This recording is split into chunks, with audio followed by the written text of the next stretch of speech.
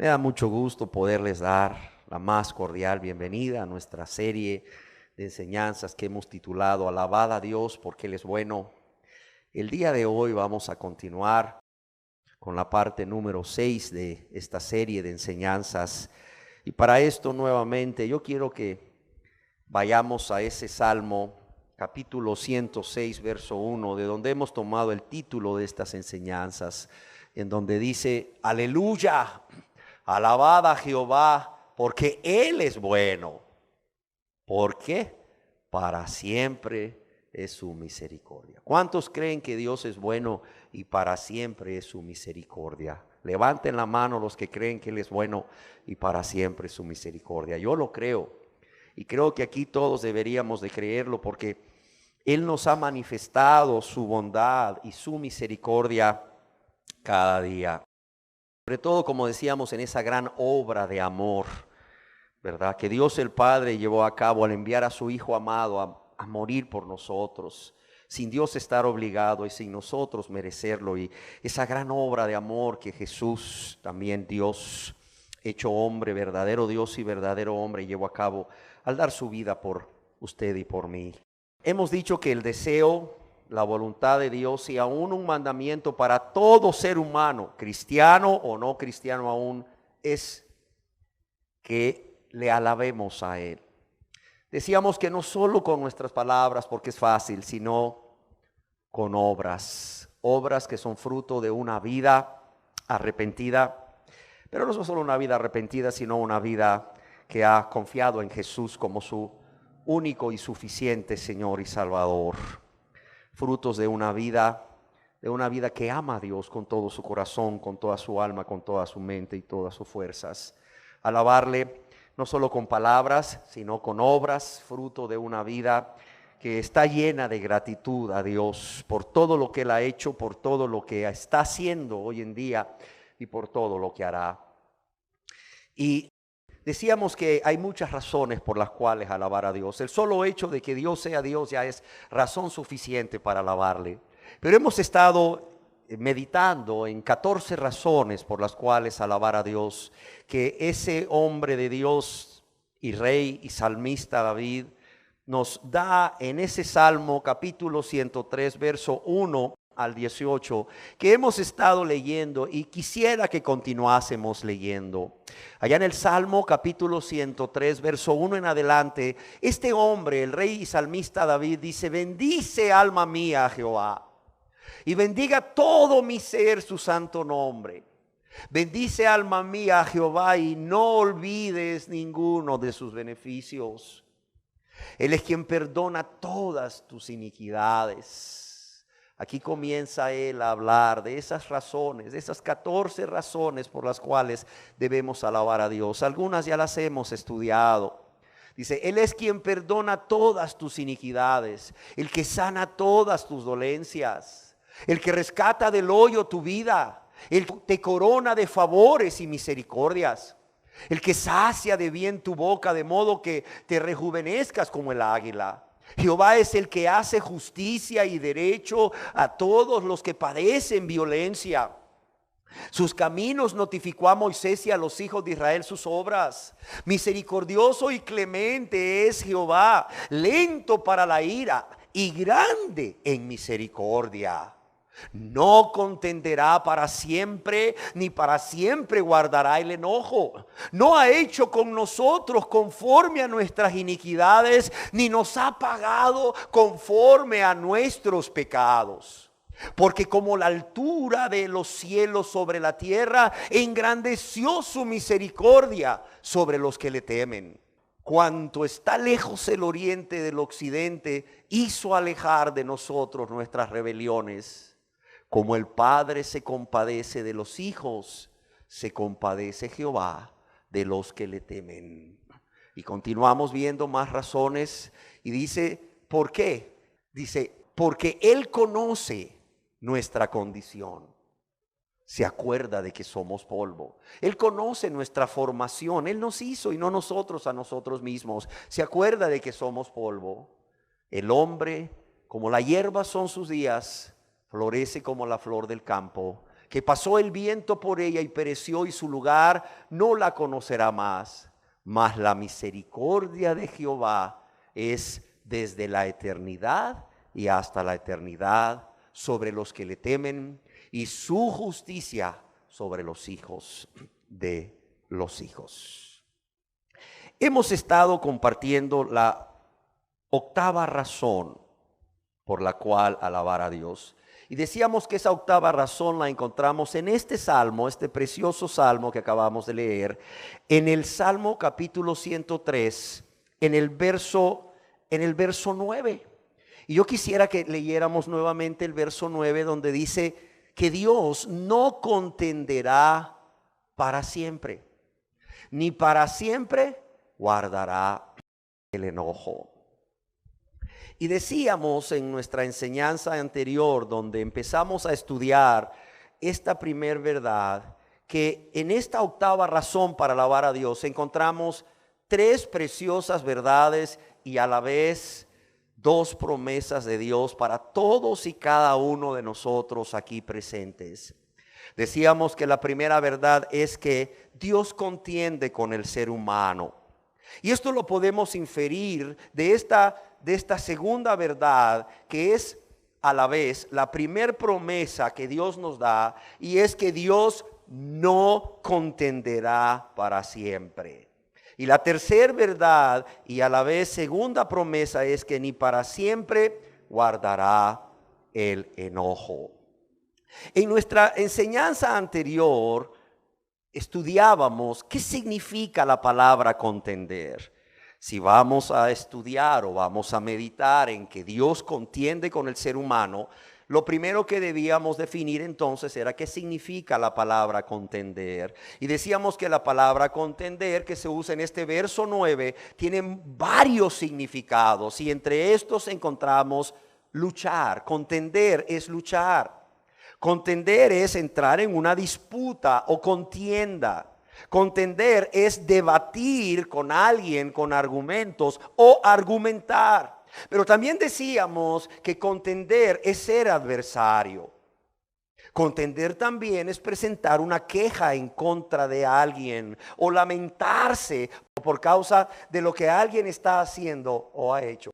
Pero también no debemos olvidar que contender significa reprender a alguien, significa confrontar a alguien. Por último, contender significa presentar cargos en juicio contra alguien. Vimos en nuestra enseñanza anterior cómo Dios contiende con el ser humano. ¿Y cuál es el propósito por el cual Dios contiende con cada ser humano?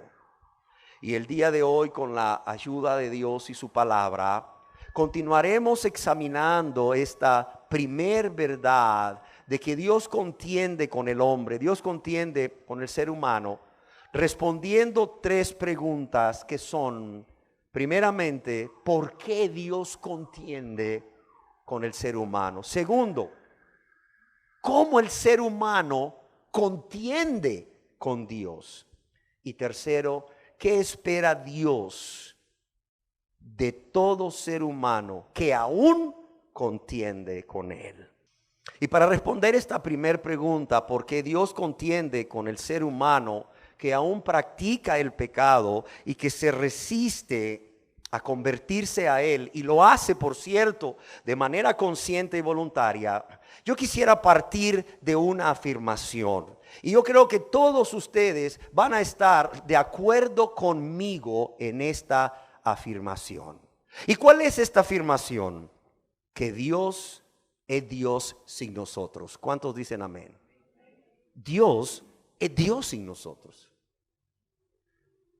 Pero nosotros somos nada sin Dios. A ver, ¿cuántos dicen amén?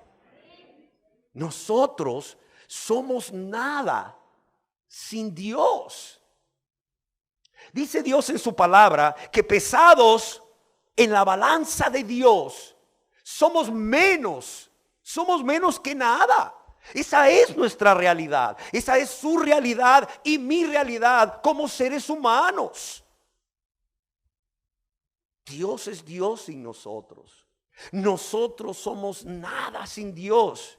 Y yo pregunto, si Dios es Dios sin nosotros y si nosotros somos nada sin Dios, ¿por qué?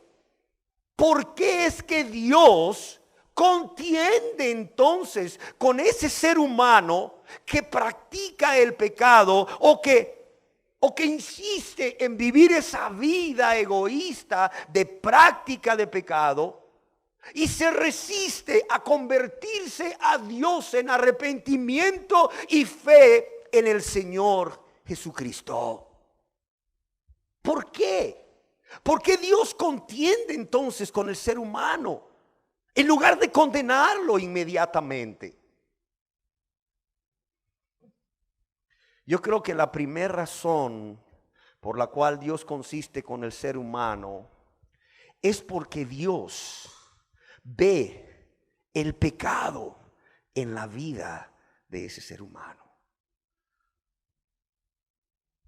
Dios ve cómo el corazón de ese ser humano ama el deleite temporal del pecado y practica el pecado cualquiera que sea, sin importarle, oiga bien, sin importarle las consecuencias que ese o esos pecados que está cometiendo contra Dios y su prójimo están ocasionando a la vida de ese pecador o de esa pecadora, pero también a la vida o en la vida de los que le rodean, en la vida de su familia y en la vida de la sociedad a la cual ese individuo pertenece.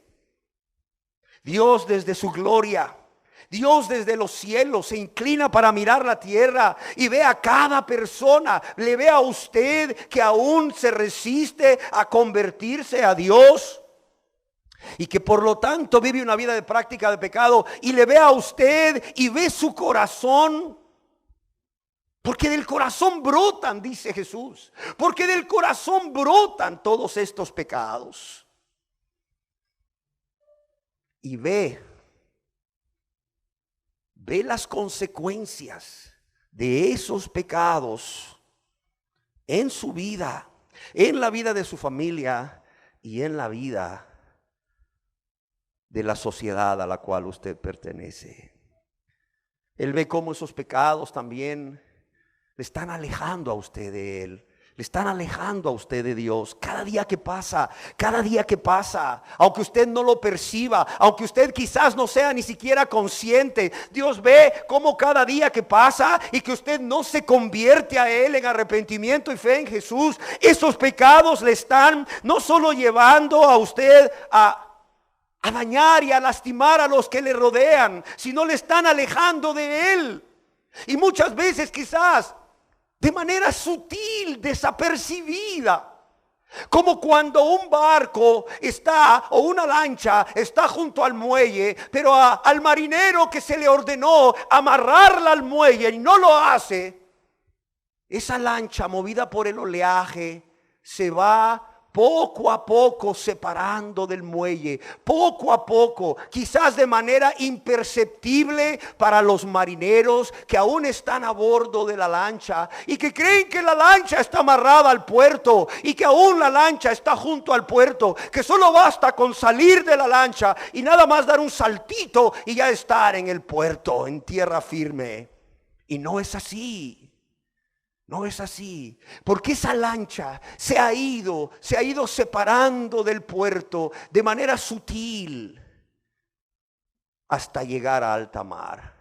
De modo que cuando los marineros que terminaron su trabajo en la lancha quieren ya salir al puerto y salen, no lo sé, ahí a la cubierta, pensando que solo es cuestión de dar un saltito, se encuentran que están en alta mar de nuevo. Eso es lo que Dios ve en su vida. Y me impresiona el hecho de ver cómo Dios se conmueve. Cómo Dios se conmueve cuando ve al ser humano, su creación, vivir para el pecado, vivir para la maldad, vivir para ofenderle a él, a Dios y a su prójimo, vivir para lastimarle a Dios y a su prójimo, sin estar consciente del daño que produce a los que están a su alrededor y a la sociedad, y sobre todo de cómo esos pecados cada día le alejan más de Dios, como esa barquita se aleja más del puerto. En el libro del profeta Oseas, capítulo 4, verso 1 al 3, podemos leer al respecto. Oíd palabra de Jehová, hijos de Israel. Porque Jehová, ¿qué dice aquí? Contiende con los moradores de la tierra. Dice, oíd palabra de Jehová, hijos de Israel. ¿Por qué razón? Dice, porque Jehová contiende con los moradores de la tierra. ¿Por qué razón? Porque no hay verdad, ni misericordia, ni conocimiento de Dios en la tierra. Fíjese bien lo que dice el verso 2: perjurar, mentir, matar, hurtar y adulterar prevalecen, es decir, es lo común, es la práctica entre los habitantes de la tierra. Y homicidio tras homicidio se suceden. Y por causa de todo esto, por causa de estos pecados, por causa de violar estos mandamientos de Dios, fíjese bien, aquí en el verso 2 son 5 mandamientos los que se están violando. Por causa de esto, dice, por lo cual se enlutará la tierra. Habrá luto, habrá dolor, y se extenuará todo morador de ella, con las bestias del campo y las aves del cielo, y aún los peces del mar morirán. Dice Dios que Él va a contender con los habitantes de la tierra porque no hay verdad, dice. No hay verdad. ¿Qué quiere decir Dios cuando dice no hay verdad? Es decir, no hay fidelidad, no hay fidelidad. No hay sinceridad en el trato que hay entre una persona y otra. Y esto no solamente se ve hoy en día a nivel comercial, a nivel de negocios, sino que tampoco hay sinceridad en el trato o en el pacto entre una persona y otra, a nivel del matrimonio inclusive, a nivel de la relación entre padres e hijos. Qué triste. Y qué decir a nivel de la relación entre el hombre creado por Dios y su Dios y creador. Y es que esa es la raíz de toda falta de sinceridad entre unos y otros. Pero ¿qué más dice Dios? Que Él va a contender con los moradores de la tierra. ¿Por qué? Porque no hay misericordia. Y aquí puede traducirse la palabra misericordia como amor constante. ¿Cuánta gente hoy en día dice, no, yo sí amo a Dios, no, yo sí amo a mi pareja, yo sí amo a mis hijos, yo sí amo a mis amigos? No. Pero la verdad, hay amor constante. Hay amor constante. Hay amor constante a Dios. Hay amor constante a la pareja. Hay amor constante a los hijos. No, veamos que eso no es así. Por el simple hecho de cómo está marchando nuestra sociedad. O sea, estamos como estamos.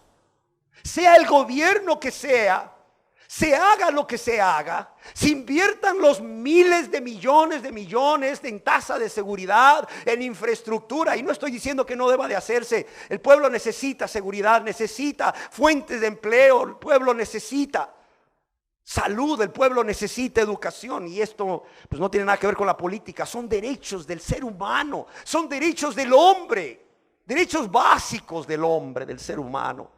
Pero sobre todo debemos entender que estamos como estamos porque no hay ese amor constante, porque nos volvimos egoístas, porque dejamos de ver a Dios y amar a Dios de manera constante, porque dejamos de ver a los que están a nuestro alrededor, a nuestro próximo, a nuestros padres, a nuestros cónyuges, a nuestros hijos, a nuestros amigos, a nuestros compañeros de trabajo, a las personas que nos rodean. Las dejamos de amar con amor constante.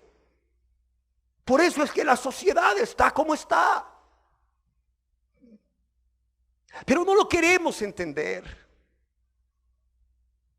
Porque entenderlo implica examinarnos. Porque entenderlo implica escudriñar nuestro corazón. Entenderlo implica examinar nuestras acciones, nuestra forma de actuar. Y si lo hacemos, podemos descubrir cosas que no nos agraden. Podemos descubrir cosas que no nos gusten de nosotros mismos. Como por ejemplo, que estamos siendo egoístas. Que estamos siendo egoístas. Que somos malos.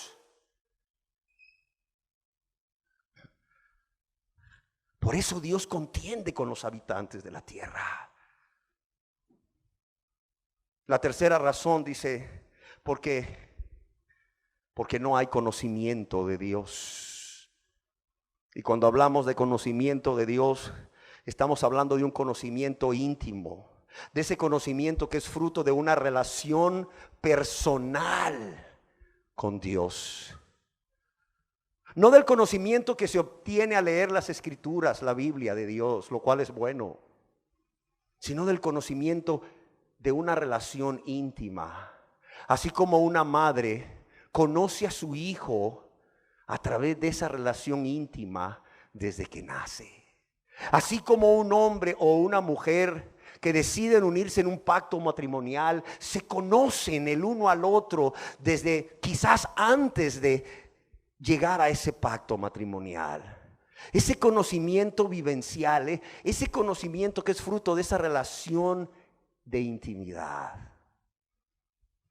Hoy en día como nunca tenemos religiones. Por ahí se dice que hay 3,000 religiones en el mundo. Hoy en día como nunca estamos llenos de construcciones o edificios llamados iglesias. Yo quisiera que volviésemos un poco el tiempo atrás y recordásemos hace 30 años, los que aún pueden recordar eso. Yo puedo hacerlo, quizás muchos aquí, los jóvenes quizás no, pero recordemos hace 30, 40 años, ¿qué es lo que mirábamos a nuestro alrededor? Mirábamos un gran edificio que era llamado Iglesia Católica, y por allá un pequeño edificio que le llamaban Iglesia Evangélica, ¿sí o no? Pero hoy, ¿qué ha sucedido? Un gran templo que se le llama Iglesia Católica y centenares de edificios que se les llama iglesias evangélicas, ¿sí o no? A donde asisten personas que dicen ser cristianas. Miren, a mí me toca viajar por todo el país y he viajado con algunos de los que están aquí presentes. Hemos llegado a aldeas donde hay 300 habitantes y 5 o 4 construcciones llamadas iglesias cristianas para 300 habitantes.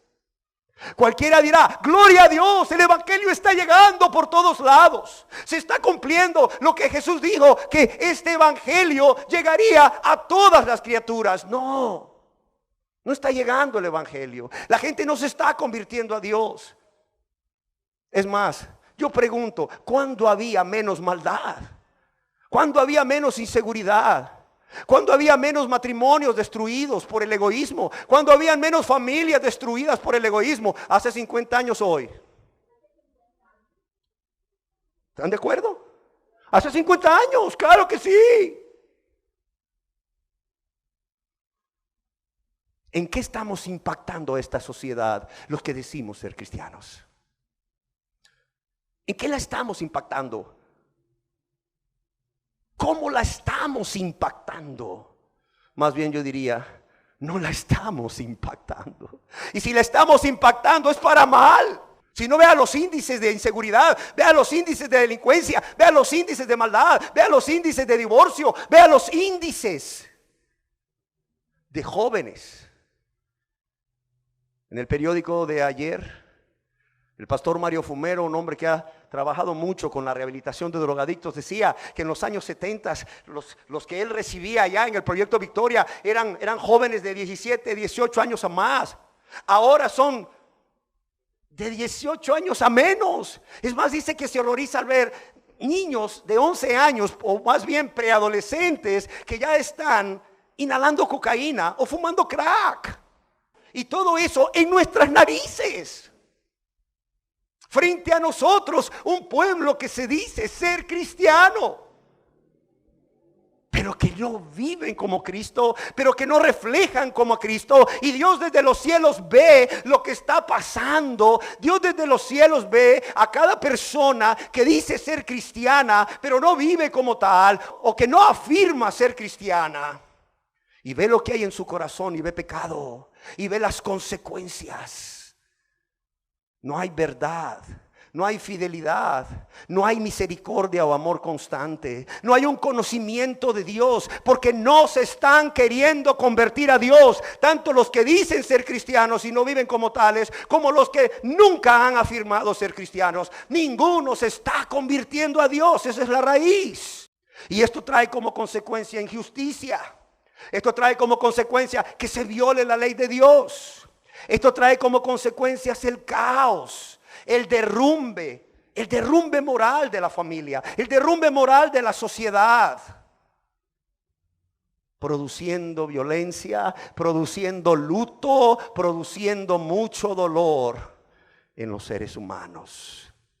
Y Dios lo ve, y a Dios le duele. Si a ese ser humano egoísta no le duele, a Dios sí le duele.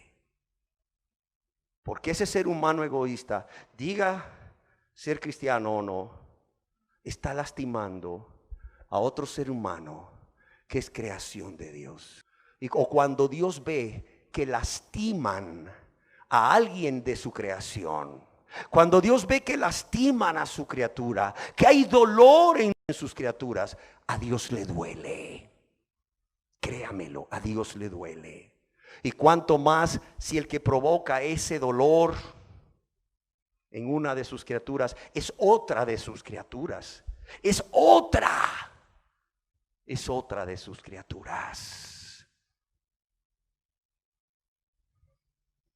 Porque Jehová, dice, contenderá con los habitantes de la tierra.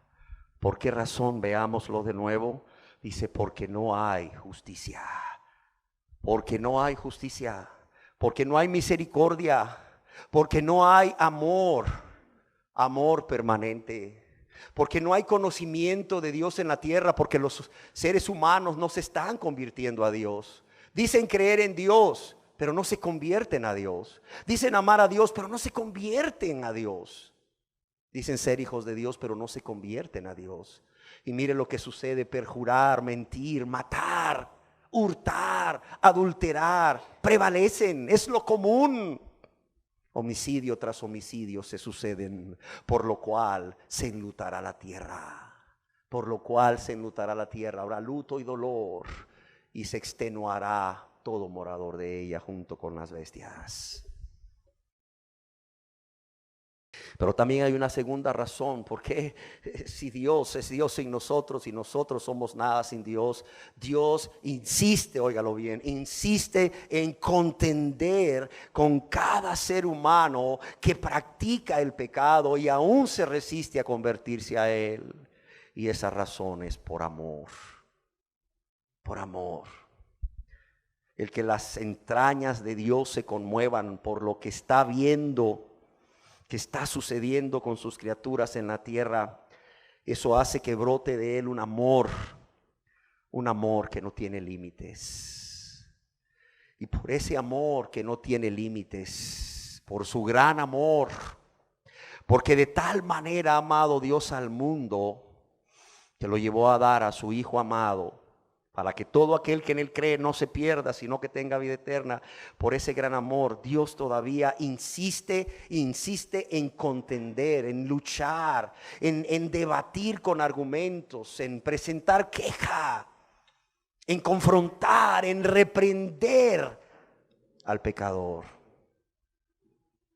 En la Biblia tenemos un ejemplo de cómo Dios contiende por amor. Allá en el Santo Evangelio según San Marcos, capítulo 10, verso 17 en adelante, leemos la historia que conocemos como la historia del joven rico. Y dice así: al salir él, Jesús, para seguir su camino, vino uno corriendo e hincando la rodilla delante de él, delante de Jesús, le preguntó: Maestro bueno, ¿qué haré para heredar la vida eterna? Aquí comienza Jesús y este hombre a debatir.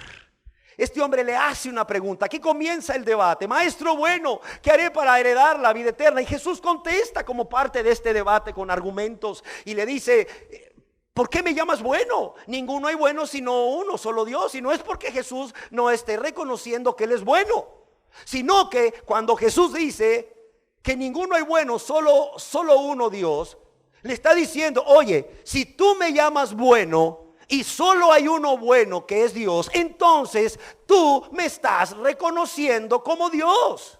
Porque al llamarme bueno, si no hay bueno sino solo Dios, entonces yo soy Dios. Y le dice Jesús a este hombre: los mandamientos sabes: no adulteres, no mates, no hurtes, no digas falso testimonio, no defraudes, honra a tu padre y a tu madre. Y este hombre, como parte del debate, le contesta y le dice: maestro, todo esto lo he guardado desde mi juventud. Entonces dice Jesús, ¿qué dice aquí? Mirándole, ¿qué? Le amó. ¿Sabes qué quiere decir esto? Que Jesús lo miró con una mirada que expresaba todo su amor por él.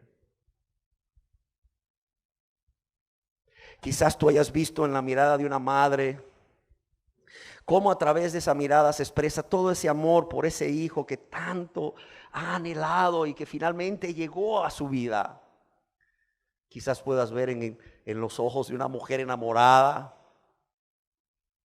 cómo se expresa ese amor por ese hombre con quien ha decidido compartir toda su vida y a quien ha decidido entregarle su vida. Igual pasó con Jesús. Dicen que Jesús, dice, mirándole le amó. Es decir, Jesús le vio con una mirada que expresaba toda la ternura, todo el amor que Dios podía expresar sobre un hombre pecador. Y mirándole le amó y le dijo: una cosa te falta. Anda, vende todo lo que tienes y dalo a los pobres, y tendrás tesoros en el cielo. Y ven, sígueme tomando tu cruz. ¿Ves cómo Jesús está contendiendo con este hombre por amor? Tristemente este hombre, afligido por esta palabra, ¿qué dice aquí? Se fue triste porque tenía muchas posesiones. Pero el hecho de que se haya ido triste porque amaba su pecado, como mucha gente hoy en día se va triste porque aman su pecado personal, eso no quiere decir que Jesús, Dios hecho hombre, no le hubiese amado. Es más, Dios quiso que estuviera plasmado ahí. Mirándole, le amó. Otra razón por la cual Dios contiende con el ser humano que aún vive una vida de práctica de pecado y se resiste a convertirse a Dios de manera consciente y voluntaria, es porque Dios es paciente. Entiéndame. No es porque Dios esté agradado con lo que hace. Muchas personas creen que Dios está agradado con lo que hacen. Es más, muchas personas han llegado a afirmar que Dios les entiende. A ver, levante la mano aquí el que ha oído decir a alguien que está en un pecado: es que Dios me entiende, es que Dios me comprende. A ver, levante la mano. Quizás usted lo dijo. Yo lo dije una vez cuando viví en mis maldades y en mis pecados. Ay, sí es cierto, yo estoy haciendo esto, pero Dios me entiende, Dios me comprende, Dios sabe que la carne es débil. No es por eso. Si Dios no ha pasado la factura y sigue contendiendo con la persona, es porque Dios, entiéndalo, es paciente para con nosotros, dice, no queriendo que ninguno, ¿qué?, se pierda o perezca, sino que todos procedan a ¿qué?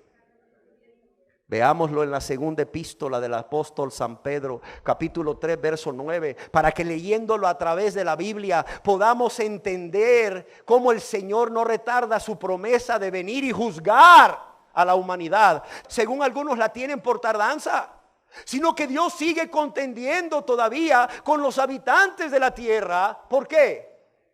es paciente para con nosotros, no queriendo, dice, que ninguno perezca. Es que esta es la voluntad de Dios. Yo no sé cuál sea su voluntad. Yo no sé si usted quiere perderse eternamente en el infierno, viviendo constantemente en esa vida de práctica de pecado, de rebeldía.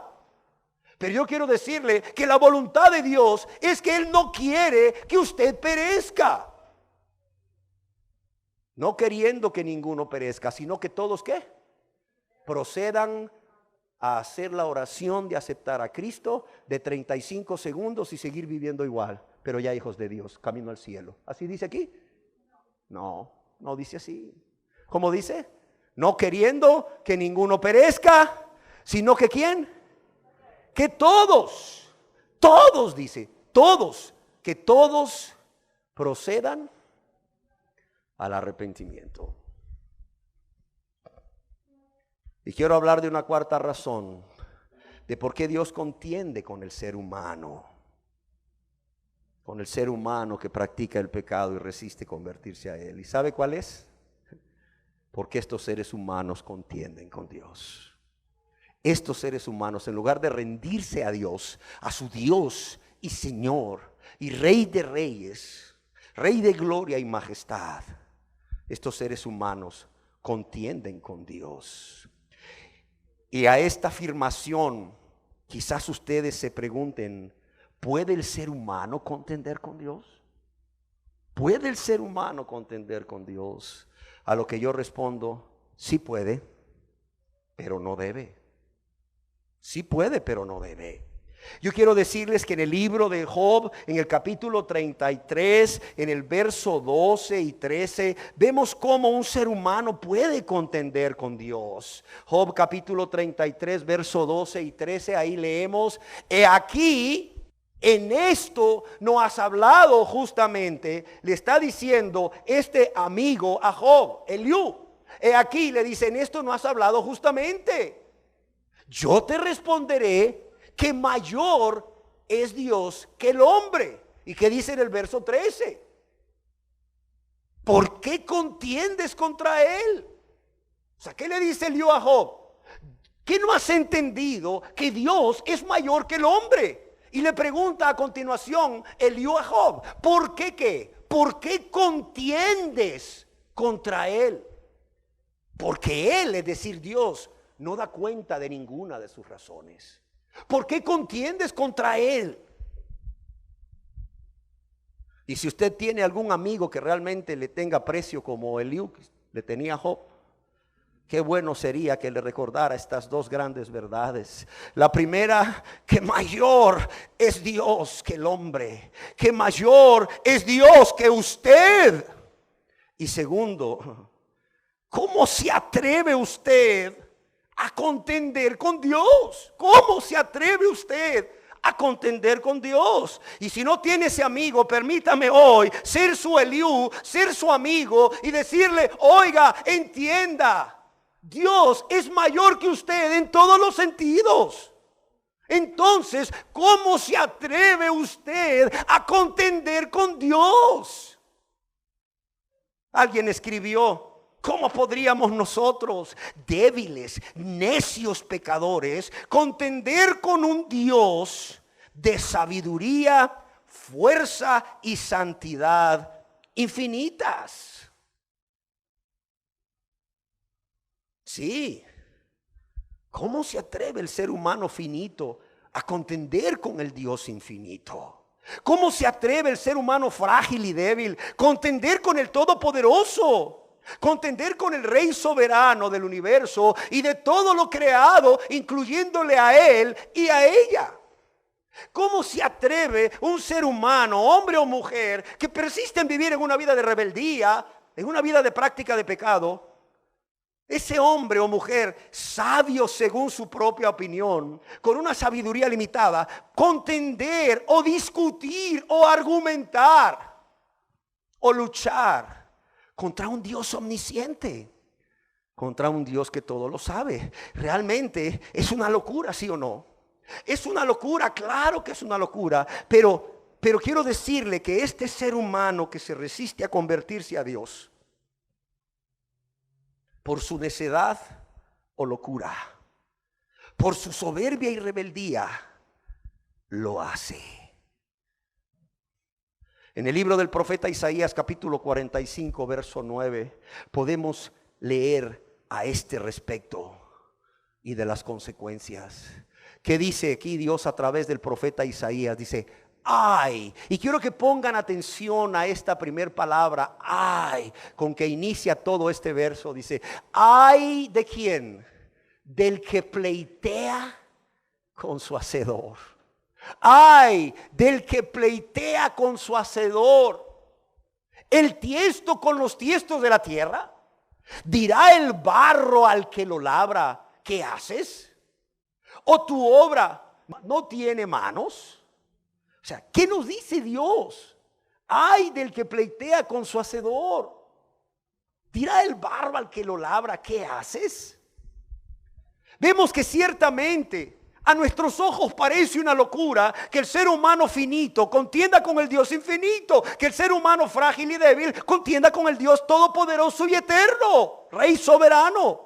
Que el Dios, que el hombre, que el ser humano con sabiduría limitada contienda con Dios que es omnisciente, que todo lo sabe, que es omnipresente.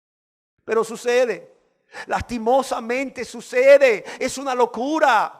Es una insensatez. Es más, Dios nos dice, ay, ay del que pleitea con su hacedor. Dios nos advierte en su amor, ay, y nos comienza diciendo, ay, ¿por qué? Porque es una afirmación, una frase que indica dolor.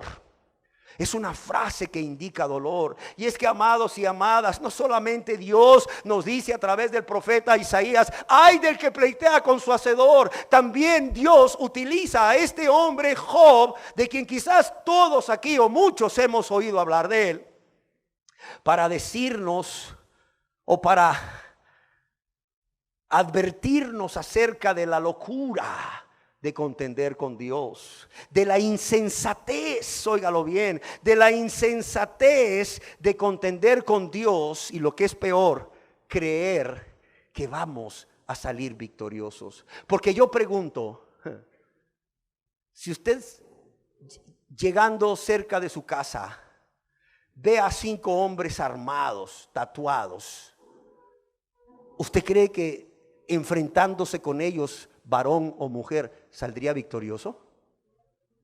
¿Sí o no?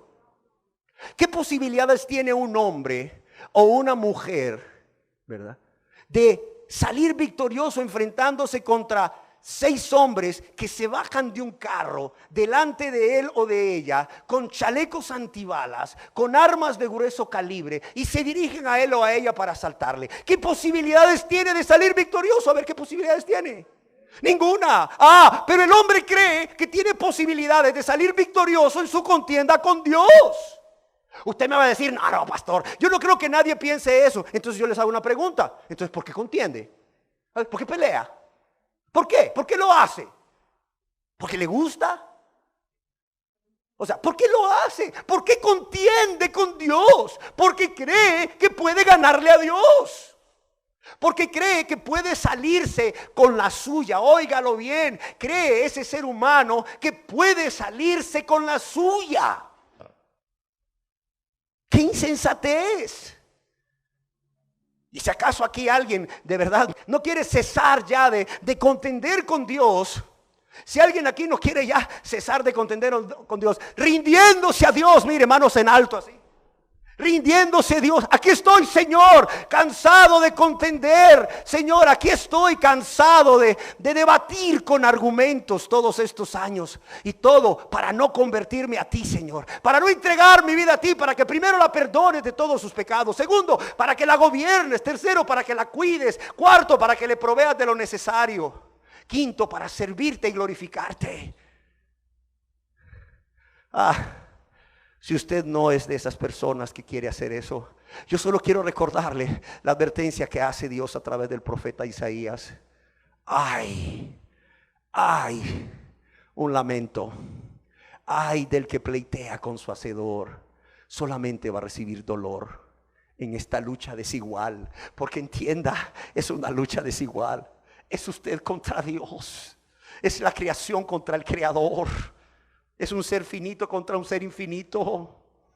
Es un ser frágil contra el todopoderoso. Créame, eso solo le va a traer dolor, solo le va a traer angustia, solo le va a traer desesperación. Es más, solo le va a traer la muerte. Solo le va a traer la muerte. Créamelo, por favor.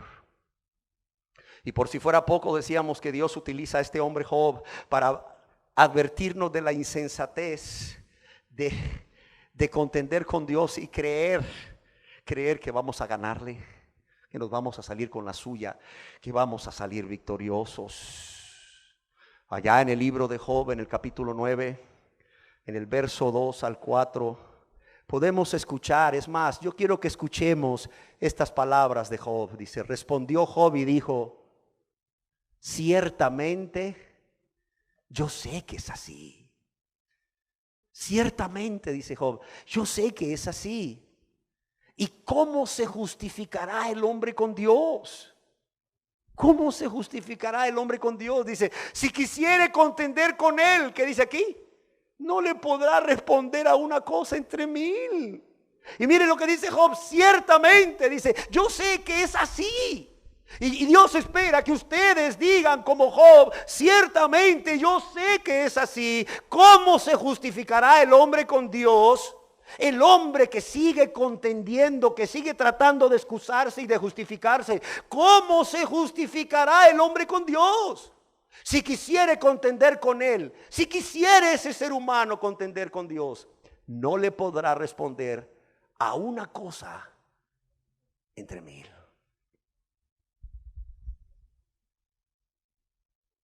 Pero quizás usted diga hoy: pero yo no contiendo con Dios, predicador. Líbreme Dios de contender con él.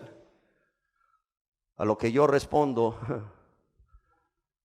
¿por qué mejor no miramos o meditamos en cómo contiende con Dios ese ser humano que insiste en vivir una vida egoísta de práctica de pecado? Y en la medida que vayamos viendo cómo contiende ese ser humano que persiste en vivir una vida egoísta de práctica de pecado, usted respóndase a usted mismo. Usted respóndase a usted misma si realmente está contendiendo con Dios o no. ¿Les parece? Entonces veamos de qué formas o de qué maneras en la vida diaria,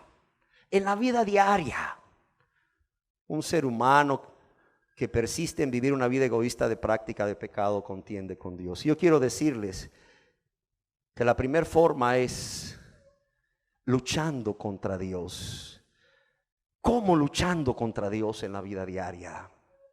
Bueno, resistiéndose a satisfacer los deseos de Dios. Alguno quizás me pregunte: pastor o predicador, ¿y yo cómo sé cuáles son los deseos de Dios? Aquí están, mire. Se llama la Biblia, la palabra de Dios. Ahí están escritos. ¿Usted quiere saber cuáles son los deseos de Dios para usted? Lo que Dios desea que usted haga por Él y para Él. Ahí está escrito, léalo. Bueno, hay gente que solamente compra Biblias que se llama la Biblia de promesas, donde todas las promesas están en letras rojas, ¿verdad? Y nada más leen las letras rojas. No, léala toda, verso por verso. Y ahí usted se va a dar cuenta cuáles son los deseos. ¿Cuáles son los deseos o qué desea Dios que usted haga para Él y por Él? Una persona realmente está contendiendo con Dios cuando esa persona se resiste a hacer los deseos de Dios. Lo que Dios desea que esa persona haga. Hay personas que dicen: pastor, es que yo nunca he leído la Biblia de pasta a pasta. Yo no sé entonces cuáles son los deseos de Dios para mí. A lo que yo respondo: cuidado, Dios le puso una conciencia, ¿sí o no? Y cuando usted va a hacer algo, viene Dios a través de su Santo Espíritu a aguijonear su conciencia y a decirle: mi deseo es que no hagas eso. ¿Y usted qué hace? Usted va y lo hace. Aunque Dios le dice a través de su Santo Espíritu y su conciencia: no lo hagas, mi deseo es que no lo hagas. Y usted hace lo contrario. Usted está contendiendo con Dios. O bien puede ser que Dios le diga a usted, haz esto, mi deseo es que hagas esto. Y usted dice, no lo hago, aunque no haya leído jamás la Biblia. Pero Dios, a través de su Santo Espíritu, usando su conciencia, le dice a usted, haga esto. Y usted dice, ¿que lo haga? Sí, ese es mi deseo. Pues no lo hago. ¿Cómo ves, Dios? No lo voy a hacer. Y no lo hace. Usted es de este tipo de personas, está contendiendo con Dios. Si usted es del tipo de personas que está desobedeciendo sus mandamientos, esos mandamientos expresados claramente en su palabra, conocidos como la ley moral de Dios. No estoy hablando de mandamientos ceremoniales, de mandamientos rituales. No. Estoy hablando de la ley moral de Dios, que quedó ahí claramente manifestada a nosotros a través del decálogo, los 10 mandamientos. Y cuando leemos el Nuevo Testamento, encontramos que hay muchos más.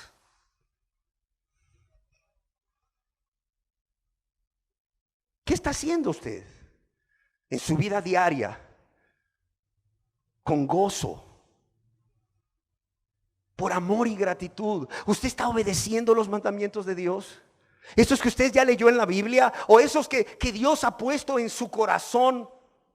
Porque Él ha puesto la ley en nuestros corazones. ¿Usted está obedeciéndolos o los está desobedeciendo? Si usted los está desobedeciendo, mire, la respuesta es una sola. Usted está contendiendo con Dios. No necesitamos avanzar mucho para que usted se encontrase contendiendo con Dios. Y yo quiero decirle que si usted está resistiéndose a cumplir los deseos de Dios para usted, la voluntad de Dios, si usted está desobedeciendo los mandamientos de Dios, de esta manera usted no solo contiende con Dios, sino que tristemente Dios, en lugar de ser su padre, su amigo, se convierte en su adversario. Mientras usted viva en este estado. Amén. ¿De qué otra forma podemos saber cómo una persona en su vida diaria está contendiendo con Dios? No solamente porque lucha contra Dios resistiéndose, desobedeciendo, sino porque viene y debate con Dios con argumentos a cada momento. ¿Cómo? Discutiendo con Dios, o como diríamos nosotros, llevándole la contraria. ¡Qué fácil! Es que no solo desobedeciendo, sino también llevando la contraria.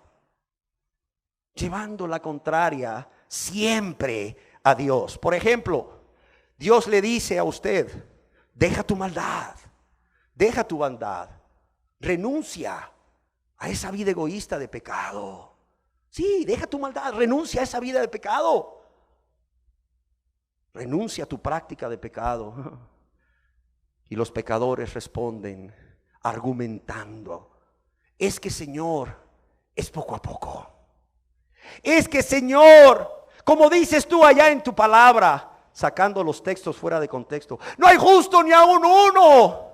Es que, Señor, es que la senda del justo es como la luz de la aurora, que ven aumento hasta que el día es perfecto. Y Dios dice, no, deja tu maldad, abandona tu práctica de pecado, renuncia a tu vida de pecado, vuélvete a mí. Y dice, ay, Señor, es que 7 veces cae el justo y vuelve a levantarse. Ay, Señor, es que la carne es débil. A lo que Dios responde en este debate o contienda, pero puedes velar y orar para no caer en tentación. Puedes ser fortalecido por el poder de mi fuerza. Puedes recibir poder si tú clamas a mí, porque yo te lo daré a través de mi Santo Espíritu.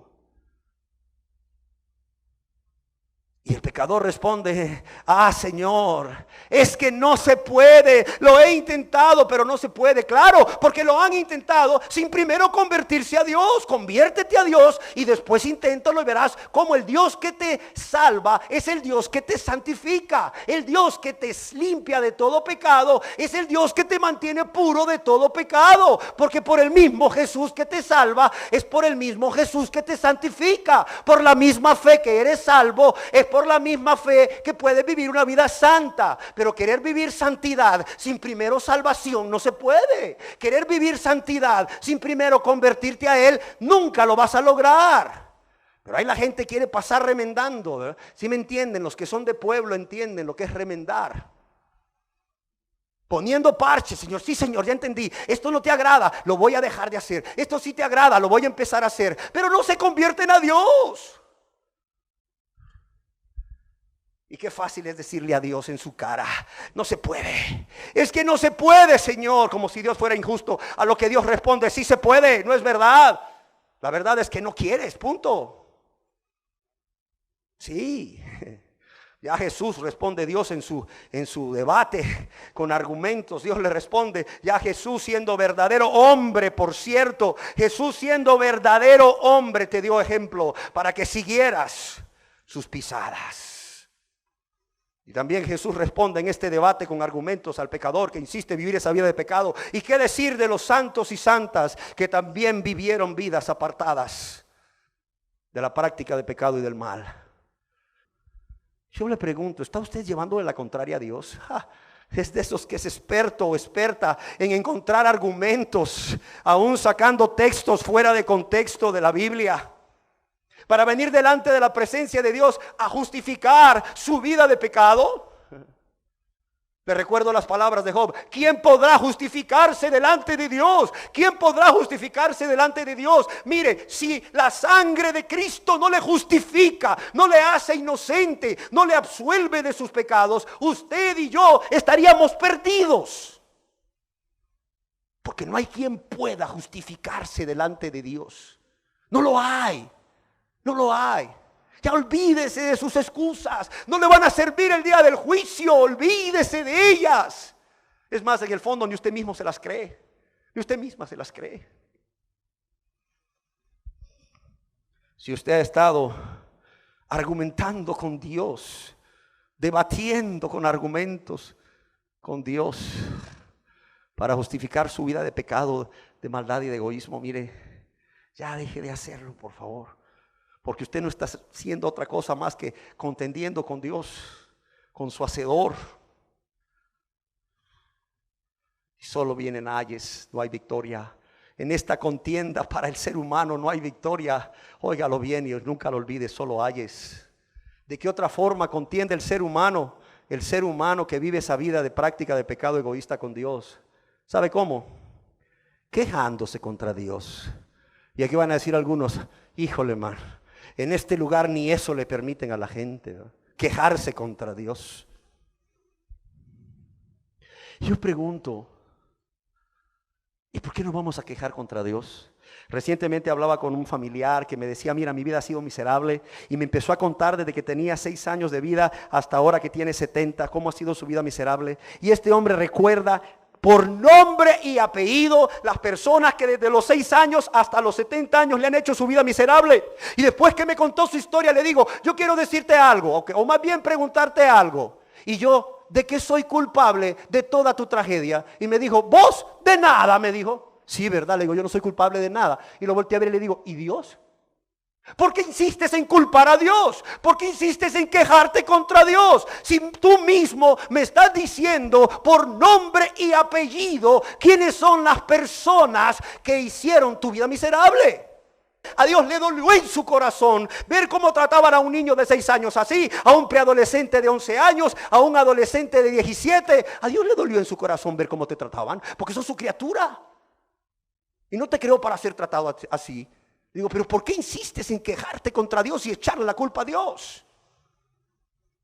Querida persona, ¿cuántas personas insisten en quejarse contra Dios? En quejarse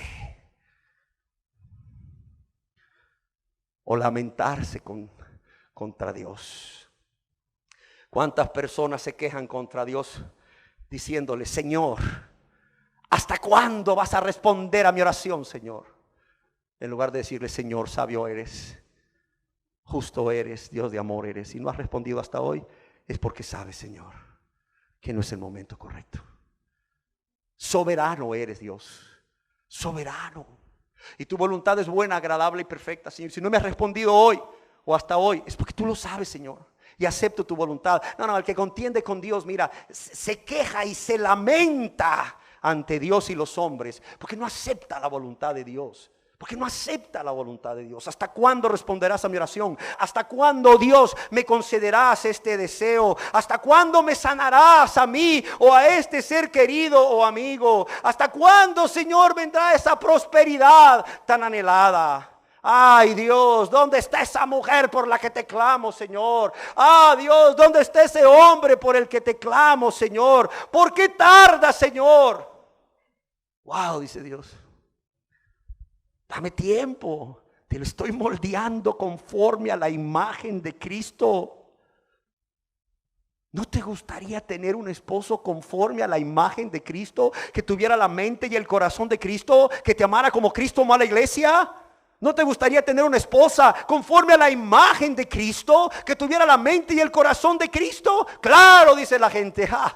Pero esos no se cocinan en un día, Tito. Esos no se cocinan en un día, Tita. Deja que Dios haga su obra en él y en ella. Y mientras tanto acepta la voluntad de Dios y el tiempo de Dios. Pero la gente está ahí quejándose. ¿Por qué, Señor? ¿Por qué, Señor? ¿Por qué? ¿Por qué no me lo das? ¿Por qué no me la das?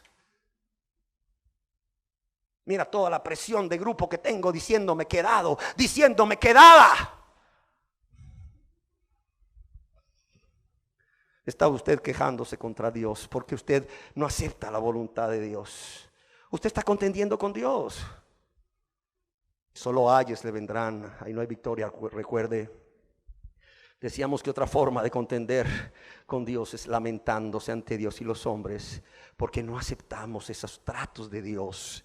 Esos tratos de Dios que cual fuego nos quieren purificar, o tienen como fin o propósito cual fuego purificarnos. Pero no aceptan esas pruebas o tratos de Dios, o que Dios permite en su vida, y están todo el día lamentándose con Dios y sus amistades. Ay, Señor, ¿por qué me tratan así, Señor? Si yo no hice nada para ser tratado así, yo no hice nada para ser tratada así. Y yo te pregunto, ¿qué le hicieron a Jesús? ¿Lo aborrecieron? ¿Lo escupieron? ¿Lo abofetearon? ¿Lo coronaron de espinas? ¿Le destruyeron su espalda y sus glúteos con azotes? ¿Lo crucificaron, sí o no? Y yo les pregunto, ¿qué les hizo Jesús a esas personas? ¿Quién me quiere responder? ¿Qué les hizo Jesús? Nada más que amarlos, y amarlos hasta el final.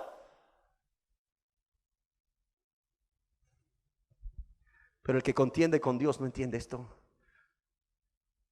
Si al justo se lo hicieron, si al santo se lo hicieron, ¿cómo no te lo van a hacer a ti? Que vives una vida de injusticia, que vives una vida de pecado. Ay, Señor, ¿por qué me tratan así, Señor? ¿Por qué, Señor? ¿Qué hice yo para merecerlo? ¿Por qué me pasa esto a mí? Mira a mi compañera de trabajo, mira a mi compañero de trabajo, mira a mi marido, mira a mi esposa, mira a mi suegra, mira a fulano de tal, Señor. ¿Cómo es, Señor? ¡Qué terrible! Mira cómo soy mejor que ellos. Como aquel fariseo que fue al templo a orar, ¿se acuerdan? Gracias, Dios, porque no soy ni aún como este publicano. Yo hago esto, yo hago lo otro. Están lamentándose ante Dios, quejándose, Señor. ¿Por qué a mí? ¿Por qué a mí, Señor? Porque todavía contiendes con Dios, esa es la respuesta. Y para el que contiende con Dios solo quedan ¿qué? Ayes. Solo le quedan ¿qué? Lamentos, dolor, tristeza. Esto.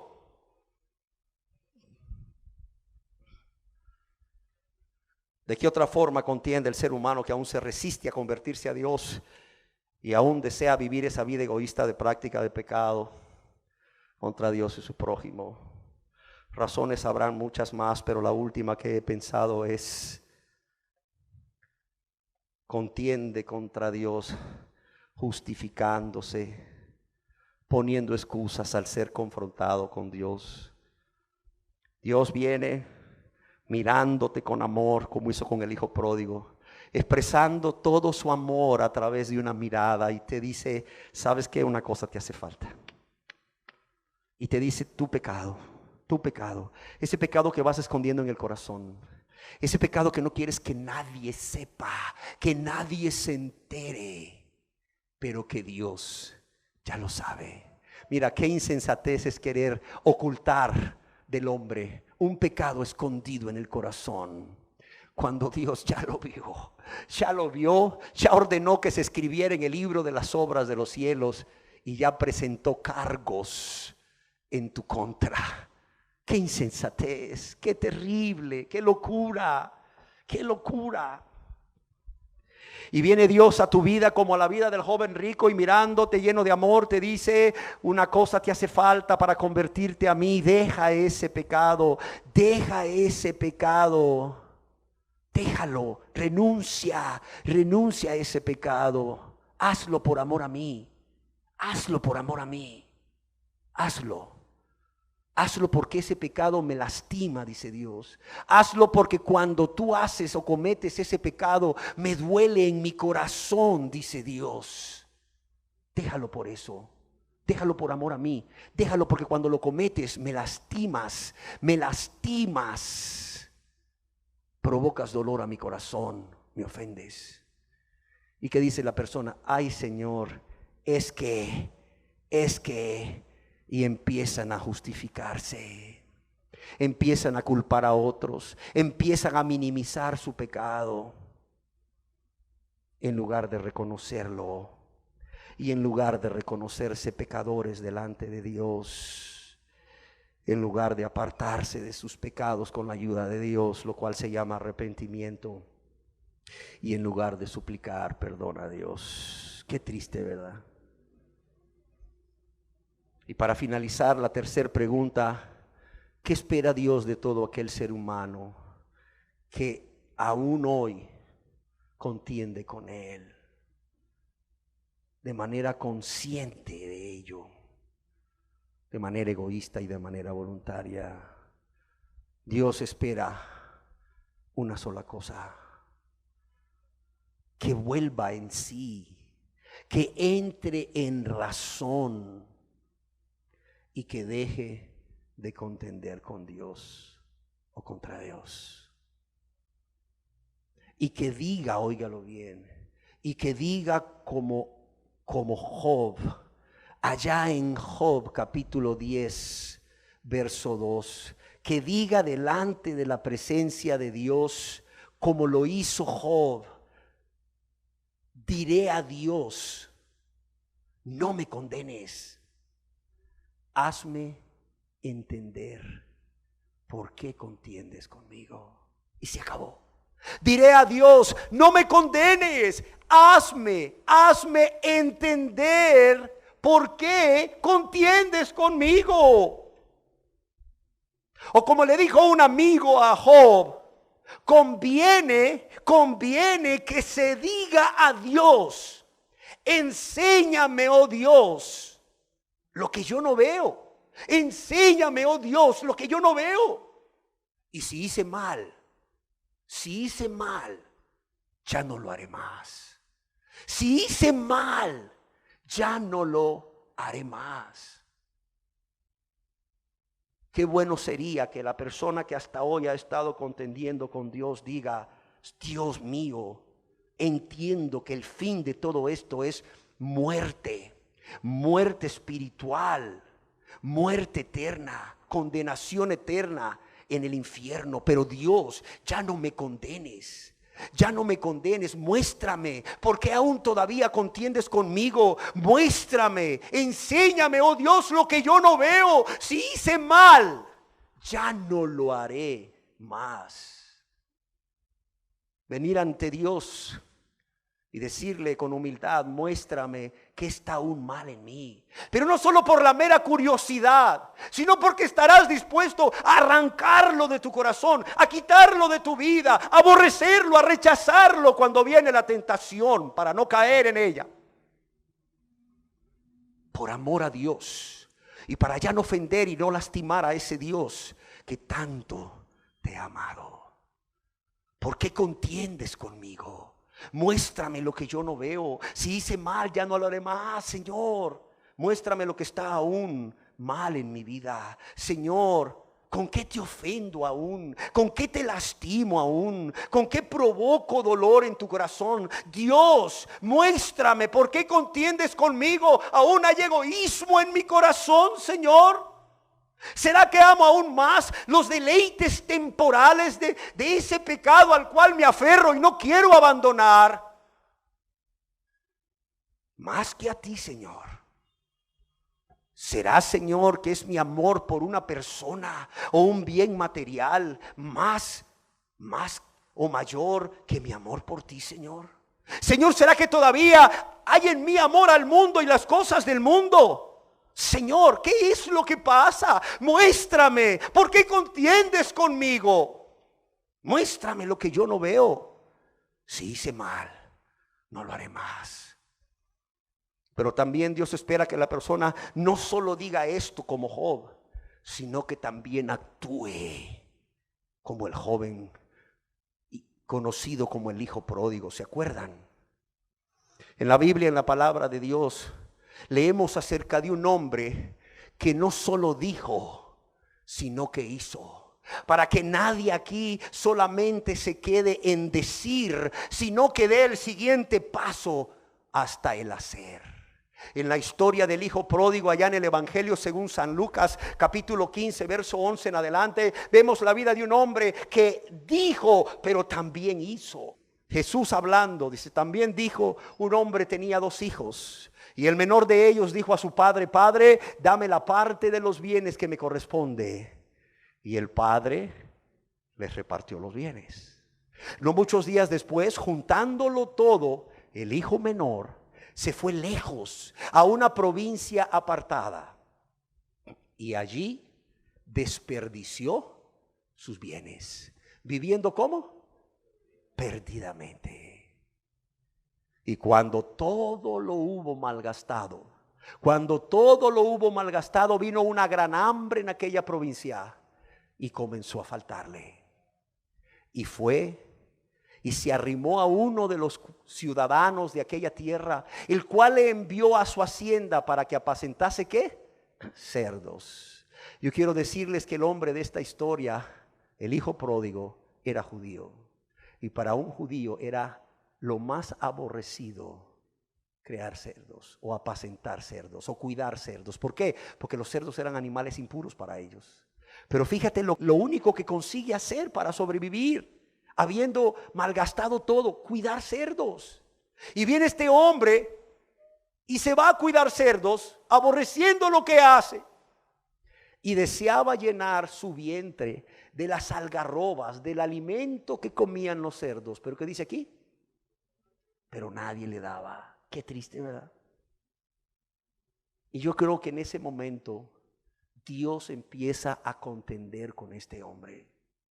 Yo creo sin lugar a dudas que en ese momento Dios empieza a hablarle a este hombre, a recordarle cómo vivías antes junto a tu padre, cómo disfrutabas de todo lo que tenías, comodidades, siervos a tu servicio y aún la presencia y el amor de tu padre, el cuidado de tu padre.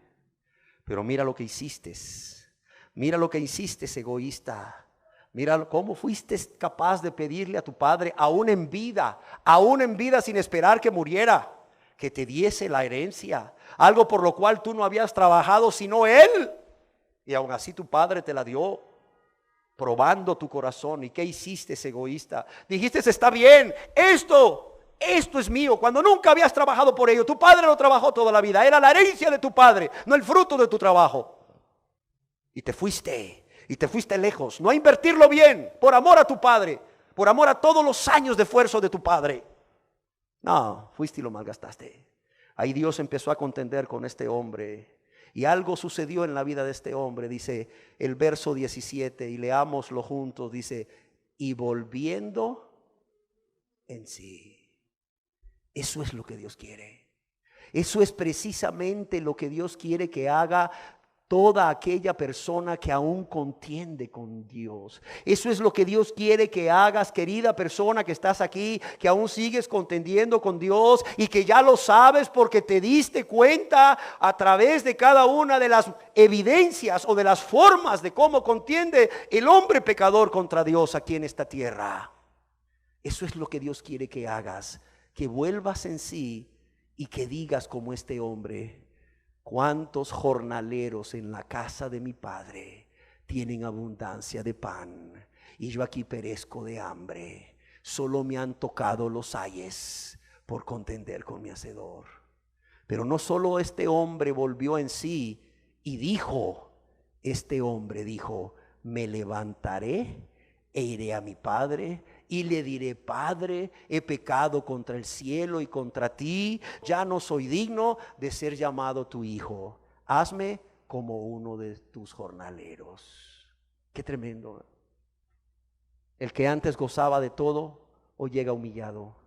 Hazme como uno de tus jornaleros. No soy ni siquiera digno de ser llamado tu hijo. Ese hombre primero volvió en sí, ¿sí o no? Segundo, dijo. Y después hizo. Y levantándose, vino a su padre. Hizo.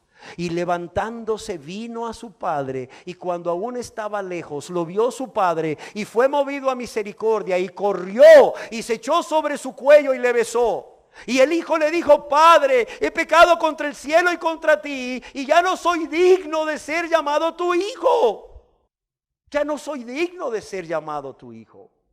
Pero el padre dijo a sus siervos, sacad el mejor vestido y vestidle, poned un anillo en su mano y calzado en sus pies, y traed el becerro gordo y matadlo, y comamos y hagamos fiesta. ¿Por qué? Porque este mi hijo muerto era y ha revivido, se había perdido y es que y es hallado. Y comenzaron a regocijarse. Cerremos nuestros ojos, por favor. Y cerremos nuestros ojos para meditar en esto que acabas de oír. 3 preguntas a las cuales se les ha dado respuesta. ¿Por qué contiende Dios contigo? Segundo, ¿cómo has contendido con Dios durante todo este tiempo desde que tienes 11, 12 años de vida? ¿Cómo te has atrevido a contender, a pleitear con Dios? Y tercero, ¿qué espera Dios de ti? Y lo primero es que vuelvas en sí. Que vuelvas en sí y que digas, pero no solo que digas, que hagas. Que dejes de contender con Dios. Que finalmente te rindas a Dios y le digas, Señor, ya no más. Señor, ya no contenderé más contigo, Señor. Señor, muéstrame lo que no veo. Si hice mal, no lo haré más, Señor. Si hice mal, lo reconoceré, lo confesaré a ti, arrepentido de todos mis pecados. Y te pediré perdón. Y te pediré perdón rindiéndote mi voluntad. Te pediré perdón pidiéndote que seas el Señor y Salvador de mi vida.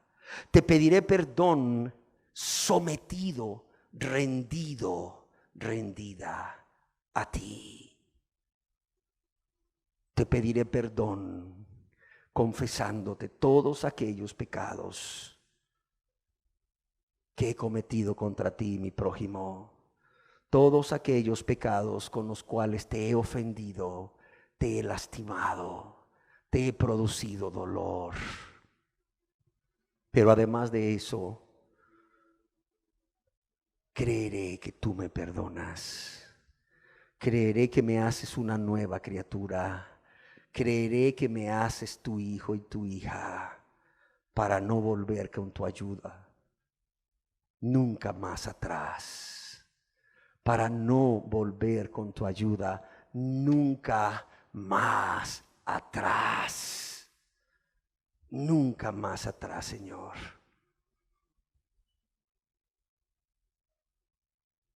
Porque tu poder y mi amor por ti serán lo que me fortalezca cada día para no volver a contender contigo, para no volver a desobedecerte, para no volver a llevarte la contraria, para no volver, Señor, a quejarme contra ti o lamentarme ante ti los hombres, y mucho menos justificarme o poner excusas de por qué no hago esto que es tu voluntad, o porque sí hago aquello que tú no quieres que haga, Señor, nunca más. Eso es lo que Dios quiere, querida persona que estás aquí.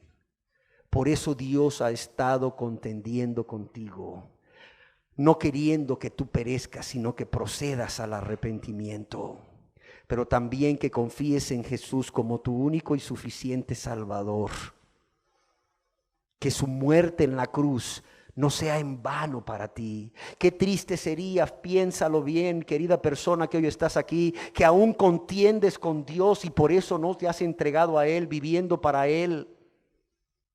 El hecho de que Jesús haya dejado el cielo, el hecho de que Jesús haya dejado la gloria, el hecho de que Jesús se haya hecho hombre, el hecho de que Jesús haya padecido como padeció antes de morir y aún haya muerto en esa cruz con todo el dolor y el sufrimiento que murió, para que tú no te arrepientas por tu necedad, por tu rebeldía, por tu egoísmo, por tu soberbia, para que tú no te arrepientas y creas en Jesús, el que murió y resucitó por ti, y pueda ser perdonado, y pueda ser perdonada, y pueda ser lavado o lavada de todos tus pecados en su preciosa sangre. Y pueda ser un hijo o pueda ser una hija de Dios. Qué lástima, qué tristeza, tanto amor derramado en esa cruz, tanto amor derramado en esa cruz por ti, para que tú te pierdas, para que tú seas condenado por tu obstinación, por querer seguir contendiendo con Dios. Piénsalo. Tanto amor derramado para nada. Y no porque la sangre de Cristo no tenga poder, sino porque tú no quieres que esa sangre tenga poder en tu vida. Tú no quieres que esa sangre tenga el poder que tiene en tu vida.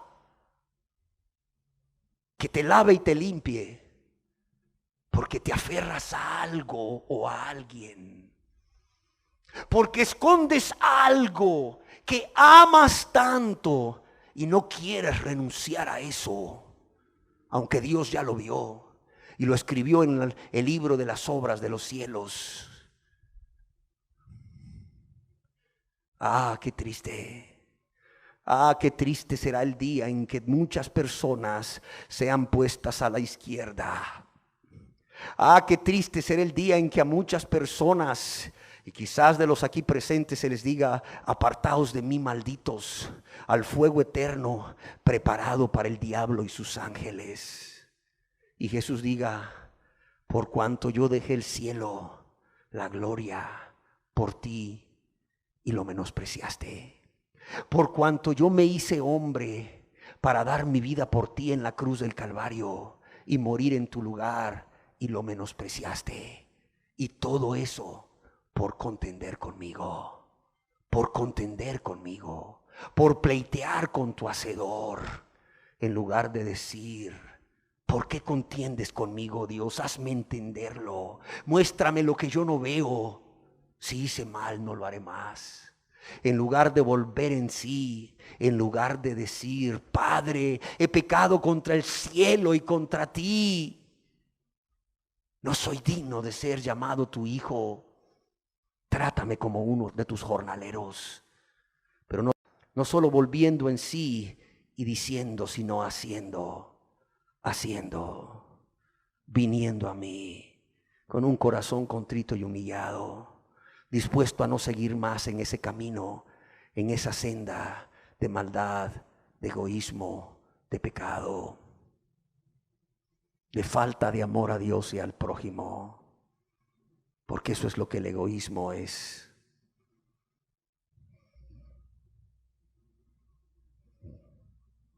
Y venir a Dios diciéndole: Señor, ten misericordia de mí que soy pecador. Ten misericordia de mí que soy pecadora. Señor, mi pecado está siempre delante de mí, Señor. Ya no me justificaré, ya no me excusaré. Señor, ya no contenderé más. Señor, está tan claro todo.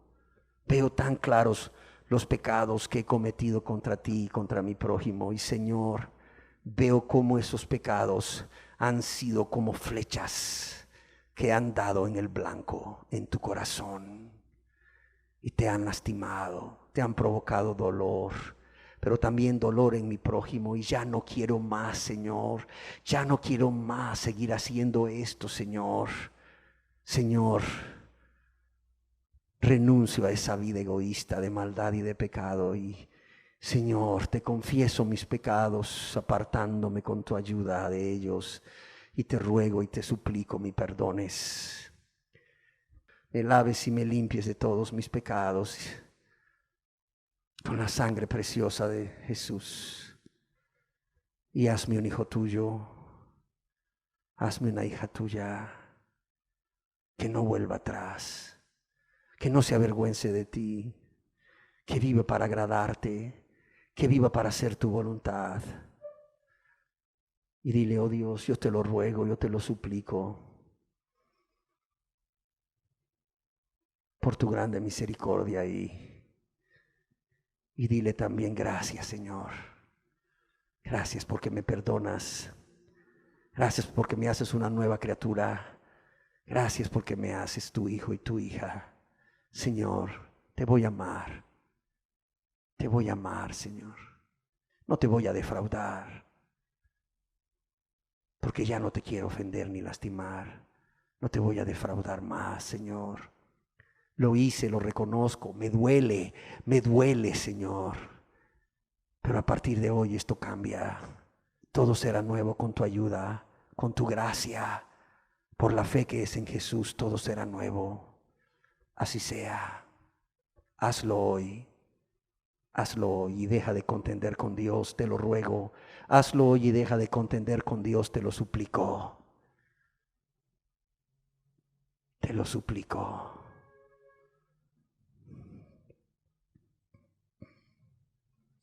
Porque mucho tiempo ha pasado desde que vienes lastimándole y ofendiéndole.